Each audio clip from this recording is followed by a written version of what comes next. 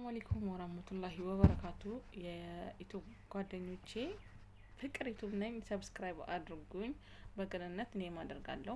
ዛሬም ነግራችሁ ነገር ቢኖር ምንድነው የምላችሁ በዚህ ጊዜ ያው ሚዲያ ላይ እንትን የሚናገሩትን ነገር እየሰምቼ ነው።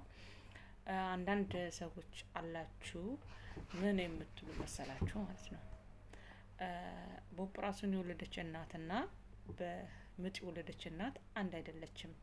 በኦፕራሲዮን የወለደች እናት ሰነፍ ናት፣ በምጥ የወለደች እናት ጀግና ናት የምትሉ ሴቶች አላችሁ።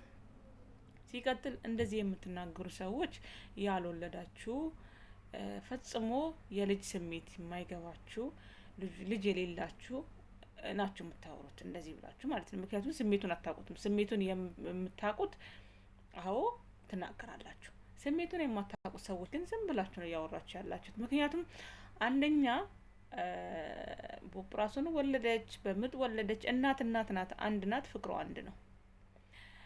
አንደኛ ልንገራችሁ፣ በምጥ የሚወልድ እናትና በኦፕራሲዮን የሚወልድ እናት ፈጽሞ አንድ አይደለም። በኦፕራሲዮን ልምጣላችሁ። እኔም በኦፕራሲዮን ነው የወለድኩት።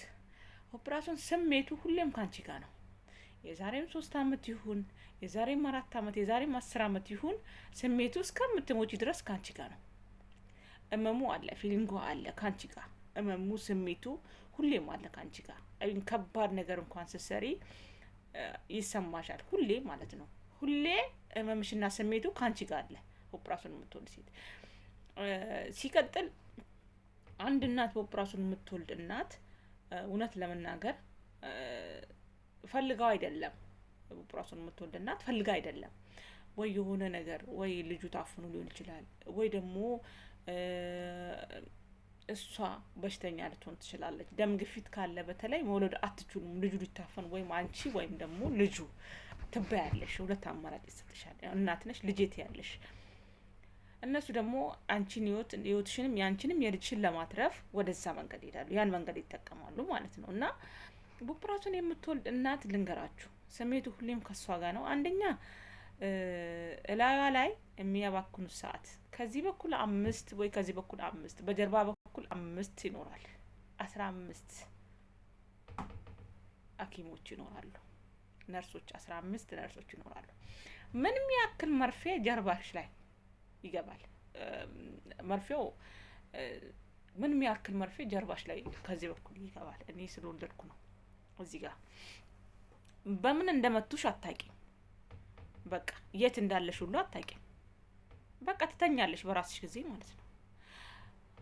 ከዛ ላሽ ላይ 2 ሰዓት ስንቴ ትቀደጃለሽ? አንዴ ትቀደጃለሽ፣ ሁለተኛ የሚቀደድ አለ፣ ሶስተኛ ነው የምትቀደጀው። ያን እንደገና ልጁን ጎትተው አውጥተው እንደገና 3ቴ አንዴ ይሰፋሉ፣ ሁለተኛ ይሰፋል፣ ሶስተኛ ይሰፋል።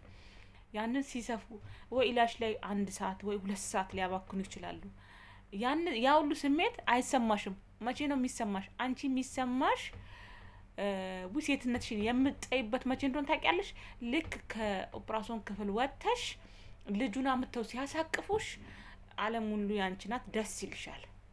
በቃ አንቺ የሚሰማሽ ልክ ማታ ላይ ሲያልቅ የተሰጠሽ መድኃኒት 24 ሰዓት ሊሆን ይችላል። ከእንትን ስትወጪ ማደንዘዣው ሲያልቅ ስሜቱ ይሰማሻል። እኔ ስለማውቀው ነው፣ እኔ ስለሆንኩበት ነው፣ ስላለፍኩበት ነው። ያን መንገድ ሴትነትሽን እስከምታይ ድረስ ስሜቱ ያስጠላሻል። ኦፕራሲዮን ላይ ማለት ነው። እንትኑ ሲያልቅ ምንድነው ማደንዘዣው ሲያልቅ ማለት ነው። መሽናት ሁሉ ላችሁ ትችያለሽ። መሽናት ቱቦ ነው የሚገባልሽ ማጸንሽ ላይ። ምግብ አሁን ለምሳሌ ምግብ እንደወጣሽ ፈሳሽ ነገር አትወስቺም፣ ደረቅ ነገር አትወስቺም። ምክንያቱም ደረቅ ነገር ስትበይ ወይ ካካ ይመጣብሻል፣ ቁስልሽ ይፈታል። ሙቅ በቃ ፈሳሽ ነገር ብቻ የምትወስቺው 4 ቀን። እኔ 4 ቀን ከሆነኝ በኋላ ነው እንጀራ የበላሁት። እሱም እንጀራ የበላሁት 4 ቀን ልክ ከሆስፒታል ልንወጣ ስንል ነው። በ4ተኛ ቀን እንጀራ የበላሁት ማለት። ውሃ አልጠጣም ነበር፣ ሙቅ ነው። ከዛ ሻይ ነገር በቃ ሻይ በባዶ ወዳችሁ ስትጠጡት እስኪ አስቡት። ጣፋጭ ነገር በባዶ ወድ እንዴት ነው? እንደገና ያን ጣፋጭ ነገር ጠጥታችሁ ወደ ላይ ሲላችሁ ቁስላችሁ ስሜቱ ገባሽ? ኦፕራሲዮን ላይ ስትወልጂ እውነት ለመናገር እዚህ ጋር ሰፍተው መጨረሻ ላይ እዚህ ዳር ላይ መጨረሻ ላይ የሚቋጥሯት ነገር አለች ማለት ነው። እና እሷ ነገር እስከምትፈታ ድረስ ነፍስሽ ይውጣል። ወይ ሴትነትሽን ትጠያለሽ፣ ወይ አንቺነትሽን ትጠየዋለሽ። የሚያናግርሽ ሰው አይመስልሽም። የምታዩ ሰው አይመስልሽም። እንደገና ያንን ቁስል ተሸክመሽ ተነስተሽ እንደገና ልጅሽን ስታጠቢ ያለው ስሜት፣ በዚህ በኩል ዞርሽ ወደዚህ በኩል ስትዞር ያለው ስሜት እኔ ልንገራችሁ፣ እውነቴን ነው የምላችሁ። በኦፕራሲዮን የወለደች እናት ሁሌም ስሜቷ ከራሷ ጋር ነው። ሁሌም እመሟ ከራሷ ጋር ነው። ሁሌም በሽታዋ ከራሷ ጋር ነው። ታዲያ ገደብ ይጣልባታል። ገባችሁ? ገደብ ምንድነው የሚጣልባት? 3 አመት ወይም ከ5 አመት በኋላ ነው መውለድ የምትችው ትባላለች። ገባችሁ? የማታውቁ ሰዎች ዝም ብላችሁ አዘባርቁ። የምታውቁ ሰዎች ወልዳችሁ ያያችሁት በምጥሙን በኦፕራሲዮን ወልዳችሁ ያያችሁት ሰዎች የምታውቁ ነገር ከሆነ አውሩ።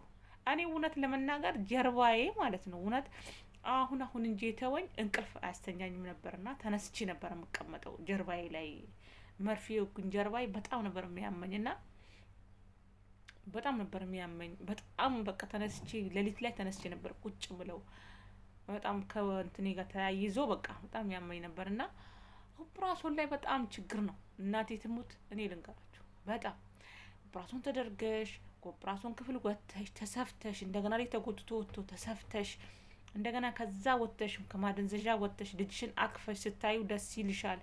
እንደገና አሁንም ልጅሽ መጣ አልጋ ቤት ትገቢያለሽ፣ ትተኛለሽ። በዛን ሰዓት ዞር ብለሽ ምግብ አትበይ። እንደገና ያ ቁስል ማስተሽ ይደረግልሻል፣ ማጣበቂያ ይደረግልሻል። 3 ቀን 4 ቀን ድረስ ስትወጪ ነው የሚለቀቀው። እንደገና እዚህ ላይ የምትሰጥ መርፌ ያለች የምታቃጥል መርፌ እሷ ስትገባ ሰውነታችሁ በቃ እንዲህ ነው የሚያንቀጠቅጠው። እንዲህ እውነት ለመናገር እኔ ወላሂ እኔ ኦፕራሲዮን የወለደች ሴት ልጅ እናት እኔ ያው በኦፕራሲዮን የወለደች እናትና በምጥ የወለደች እናት ልጇን በአንድ ነው የምታሳድገው። ግን ምንድነው ሆኖ እውነት ለመናገር በኦፕራሲዮን የወለደች እናት ፈልጋ አይደለም፣ የሆነ ምክንያት ይኖራታል። ምክንያት ሳይኖራት እኮ ዝም ብላ ገብታ ኦፕራሲዮን አድርጉኝ ብትል እነሱም ነርሶችም አያረጉም። ታይተሽ ተመርምረሽ እንደምታምጪ ተመርምረሽ እንደምታምጪ ትችያለሽ አትችይም። እኔ እውነት ለመናገር ከሳውዲ እንደገባው ነበር ያረገዝኩትና 15 ቀን አልቆየውም፣ ወዲያው ነው ያረገዝኩትና ልክ እንትን ስል እኔ ሰውነቴ ሁሉ አባበጠ። ሰውነቴ በቃ ሲሄድ እግሬ እንዲንቀጠቀጣል፣ እጄ በጣም አበጠ። የኔ ሳይሆን የ3 ሰው እጅ ነበር ይከብደኝ ነበር። አይኔ እንደዚህ ነበር ያባበጠው። ደም ግፊት ያዛኝ ማለት ነው። በዛ አጋጣሚ በእርግዝና ወቅቴ ደም ግፊት ይዞኝ ያው ቀጥታ ወደ ሆስፒታል ነበር ክትትል ማድረገው። የምወልድበት ሰዓት ደረሰ። ሲደርስ ቀጥታ አበበች ጎበና የሚባል አለ አዲስ አበባ ላይ፣ እዛ ሄድኩ። እዛ ከተወሰድኩ በኋላ ቅዳሜ ጠዋት ነው የገባሁት። እስከ 10 ሰዓት ድረስ ክትትል ያደርጉልኝ ነበር። ደም ግፊቱ ከቀነሰ የምጥ መርፌ እንወጋታለን በምጥ ትወልዳለች የሚለው ነገር ነበር የተባለው እና ሲታይ ደም ግፊት አይቀንስም እና የልጅ የልብ ምቱ እየቀነሰ መጣ። የልብ ምቱ ሲያዩት የልብ ምቱ ቀንሷል ማለት ነው እና ኦፕራሲዮን መደረግ አለብሽ ብለው ሲሉን እኔ እንደውም ምን አልኩ፣ አንድ ሙስሊም ናት አላህ እድሜና ጤና ይስጣት ለሷ መጣችና እናት አለችኝ፣ ሰከንዶች ነው የቀሩሽ፣ ልጅሽን ወይስ አንቺ በምጥ ምትወልጂው? በምጥ ስትወልጂ አንቺ ልትሞች ትችያለሽ፣ ልጁ ግን ይድናል አለችኝ። ግን ልጅሽ ለአባትየው ልጅሽ ብቻ ምን ያደርጋል? የሚፈልገው አባትየው አንቺን ነው፣ ጠይቀነዋል እኛ። ስለዚህ እንደዛ ከሆነ እኔ የምድንበትን መንገድ አድርጉልኝ፣ ሁለታችንም የምድንበትን መንገድ አድርጉልኝ ያልኩት ውሳኔ ከኔ ነበር የፈለጉት እነሱ። ገባችሁ?